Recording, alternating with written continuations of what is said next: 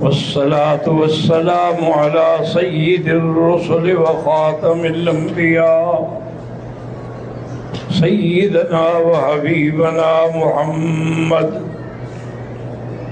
محمد المصطفى وعلى آله المجتبى وأصحابه النجبى. اللهم صل على سيدنا محمد النبي الأمي الهاشمي وعلى آله وأصحابه نجوم الهدى. أما بعد فقد قال الله تبارك وتعالى في القرآن المجيد والفرقان الحميد: أعوذ بالله من الشيطان الرجيم. بسم الله الرحمن الرحيم. يا أيها الذين آمنوا استعينوا بالصبر والصلاة إن الله مع الصابرين. وبشر الصابرين الذين إذا أصابتهم مصيبة قالوا إنا لله وإنا إليه راجعون. أولئك عليهم صلوات من ربهم ورحمة وأولئك هم المهتدون. قال النبي صلى الله عليه وسلم: من لا يشكر الناس لا يشكر الله، أو كما قال النبي صلی اللہ علیہ وسلم. برادران اسلام، ہمارا سابقہ موضوع جس پہ ہم بات کر رہے تھے وہ تھا صبر اور شکر. یاد رکھیں دو چیزیں ہیں، ایک صبر ہے اور ایک شکر ہے. صبر جو ہے وہ تین چیزوں پہ ہوتا ہے. الصبر عند الصدمۃ الاولی، جب کوئی تکلیف پہنچے تو فوراً صبر کرے، ورنہ روتے روتے تو سب کو صبر آ جاتا ہے. الصبر عند الصدمۃ الاولی، اور دوسرا یہ ہے کہ صبر عن المعصیہ، گناہوں سے صبر کے روکے. اور تیسرا یہ ہے کہ الصبر علی الطاعہ، اللہ کی فرما برداری پہ دائم قائم رہے. حضور صلی اللہ علیہ وسلم قبرستان سے گزرے، دیکھا کہ ایک عورت ہے قبر پہ بیٹھ کے بڑا رو رہی ہے اور وویلا کر رہی ہے. حضور صلی اللہ علیہ وسلم نے فرمایا: فاصبر ولتحتسب، صبر کر اور اللہ سے ثواب طلب کر. اور کہا: الیک عنی، جائیں، کون ہے آپ؟ میں مجبور ہوں، میں اپنے صدمے کو رو رہی ہوں. حضور صلی اللہ علیہ وسلم سمجھ گئے کہ اس کا دماغ کام نہیں کر رہا ہے اس وقت صدمے سے. آپ چلے گئے تو ایک آدمی آیا، اس نے کہا: اللہ کی بندی، کس کو تم نے کہا تھا کہ چلے جاؤ؟ الیک عنی، وہ تو اللہ کے پیغمبر تھے. تو پھر بی وہاں سے دوڑی، حضور صلی اللہ علیہ وسلم کے قدموں میں آ کے گر گئی اور کہا: حضور مجھے معاف کر دیں، مجھے پتہ نہیں تھا کہ آپ فرما. انہوں نے کہا: نہیں، میری بات نہیں، بات یہ ہے کہ صبر ہوتا ہے عند الصدمۃ الاولی. سب مصیبت آئے تو صبر کرے. یہ بعد میں رو رو کے تو خود بخود صبر آ جائے گا، اس کو صبر نہیں کہتے ہیں. اور اگر صبر کرو گے تو اللہ نے بشارت دی ہے قرآن میں: بشر الصابرین، صبر کرنے والوں کو خوشخبری دے دو، مبارک دے دو، بشارت دے دو. الذین اذا اصابتہم مصیبت قالوا انا للہ و انا الیہ راجعون، جن کو کوئی بھی مصیبت آتی ہے اور ایک بات یاد رکھیں کہ ہمارے اکثر احباب یہ سمجھتے ہیں کہ انا للہ و انا الیہ راجعون صرف موت پہ پڑھا جاتا ہے جب کوئی مر جائے، حالانکہ یہ بات نہیں ہے۔ بات یہ ہے کہ معمولی سی مصیبت بھی ہو تو پڑھو انا للہ و انا الیہ راجعون، بڑی مصیبت ہو، معمولی ہو، موت ہو، کچھ ہو، تو ہمیں یہی حکم ہے کہ ہم صبر کریں اور پڑھیں انا للہ و انا الیہ راجعون۔ حضور صلی اللہ علیہ وسلم آپ بیٹھے تھے کہ آپ کی بیٹی بی بی زینب نے پیغام بھیجا کہ حضور صلی اللہ علیہ وسلم کہ تشریف لے آئے میرے گھر میں۔ حضور کے علم میں بھی تھا اور سمجھ بھی گئے، اور میں جا کے میری بیٹی کو سلام کہہ دو، اس کو کہو کہ فاصبر ولتحتسب، صبر کرو، اللہ سے ثواب طلب کرو، نہ کوئی کسی کی موت کو روک سکتا ہے، نہ حیات کو روک سکتا ہے۔ تو بیوی صاحبہ کو بھی اللہ کے پیغمبر نے یہی سبق دیا کہ صبر کرو، کیونکہ صبر ایک بہت بڑی نعمت ہے، جن کا یعنی آپ اندازہ کریں کہ صبر کے لیے کتنا بڑا اجر ہے۔ فرمایا اولئک یجزون الغرفۃ بما صبروا ویلقون فیہا تحیۃ وسلاما۔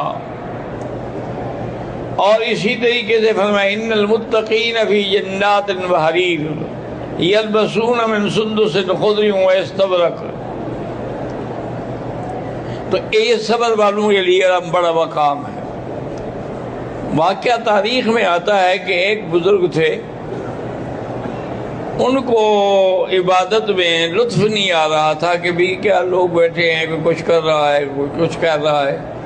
جیسے میں بھی رات تو تکلیف تھی، ڈاکٹر کے پاس گیا تھا تو یہی کہہ رہے تھے مجھے کہ آپ کے درس میں بھی پتہ نہیں آپ کے پیچھے کون لوگ بیٹھے ہوتے ہیں، کوئی چائے پی رہا ہے، کوئی گپ لگا رہا ہے، کوئی ہنسی مذاق کر رہا ہے، کوئی ٹھٹا مخول کر رہا ہے۔ تو انہوں نے کہا یہی سبق سیکھا ہے انہوں نے، تو اگر وہ آپ کے لوگ آپ سے نہیں سیکھتے تو ہم کیا سیکھیں گے؟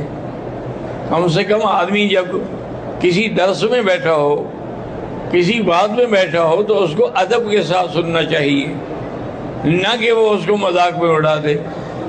تو اس بندے نے سوچا کہ چلو چھوڑو اس بستی کو، وہ ایک جزیرہ تھا اس میں جا کے بیٹھ گیا، اور نہ کوئی کھانے کا انتظام ہے، نہ کوئی چیز ہے۔ اللہ نے اس کے لیے چشمہ جاری کر دیا کہ پانی تو چشمے سے پیے، اور ایک انار کا درخت لگ گیا، روزانہ ایک انار اس کو لگتا تھا، تو وہ ایک انار کھا لیتا، پانی پی لیتا، اور رات دن اللہ کی عبادت میں لگا رہتا۔ بہرحال 500 سال تک اس نے اسی طرح عبادت کی۔ اس کے بعد موت کا وقت آ گیا، موت کی گھڑی آ گئی۔ اللہ تبارک و تعالیٰ کے ملائکہ روح کو قبض کر کے جنت میں لے گئے۔ اللہ نے فرمایا میرے بندے تو نے جو عبادت کی ہے مجھے قبول ہے، لیکن میں تمہیں اپنے فضل سے جنت میں بھیج رہا ہوں۔ جنت جب بھی ملے گی فضل سے ملے گی، عدل سے نہیں ملتی۔ اگر اللہ ہمارے ساتھ عدل کریں تو پھر تو ہم کو حساب دینے کے قابل ہی نہیں ہیں، لیکن فضل ہے جس کی وجہ سے ساری خطائیں ہماری معاف ہو جاتی ہیں۔ اب اس بندے کو جنت کی طرف لے جا رہے تھے اور دل میں خیال آ گیا کہ میری 500 سال کی محنت کو کوئی اہمیت ہی نہیں دی اللہ نے۔ جنت میں بھی بھیجا تو اپنی مہربانی سے فضل سے بھیجا۔ اللہ نے فرمایا فرشتوں سے کہ اس کو لے جاؤ، اس کو جہنم کا نظارہ کراؤ، لیکن جہنم سے اتنا دور رکھنا کہ اس کو تکلیف نہ پہنچے۔ جب وہاں سے گزرا تو اللہ معاف کرے وہ تو جناب سارے گلا خشک ہو گیا، پانی کی پیاس، العطش العطش العطش۔ ایک فرشتہ پانی لے کے آ گیا، انہوں نے کہا پانی ہے لیکن اس کی قیمت دینی پڑے گی۔ انہوں نے کہا ابھی کیا قیمت ہے؟ انہوں نے کہا 500 سال کی بات دے دو، ایک گلاس پانی کا لے دو۔ انہوں نے کہا ابھی 500 سال کی بات تو میرے پاس ہے، وہ لے لو تم، مجھے پانی دو، میں مر جاؤں گا کہ۔ پانی پیا، کچھ ہوش آیا تو اس نے سوچا، اب اللہ نے حکم دیا کہ اس سے پوچھو ایک گلاس پانی کی قیمت 500 سال ہے، تو روز جو تم چشمے کا پانی پیتے رہے اور روزانہ جو تم انار کھاتے رہے، اس کا حساب کون دے گا؟ اس کی جزا کیا ہوگی؟ تو اس لیے ہمیشہ یاد رکھیں کہ صبر جو ہے ایک بڑی عظیم نعمت ہے۔ اللہ نے قرآن میں وَلِمَنْ صَبَرَ وَغَفَرَ إِنَّ ذَلِكَ مِنْ عَزْمِ الْأُمُورِ، جو صبر کرے اللہ اس کی بخشش بھی کریں گے، اور صبر کرنا ایک بڑے اہم کاموں میں سے ہے۔ حضرت لقمان نے اپنے بیٹے کو فرمایا کہ میرے بیٹے، یا بنیا اقم الصلاۃ وامر بالمعروف ونہی عن المنکر واصبر، تو انہوں نے بھی یہی صبر کا سبق دیا۔ ولا تصعر خدک للناس ولا تمشی فی الارض مرحا، تم اپنا چہرہ لوگوں کو دیکھ کے بگاڑا نہ کرو، اور نہ زمین میں اکڑ کے چلو۔ کوئی زمین پر اکڑ کے چلو گے تو کیا زمین پھٹ جائے گی؟ ان اللہ لا يحب كل مختال فخور، اللہ تبارک و تعالیٰ کسی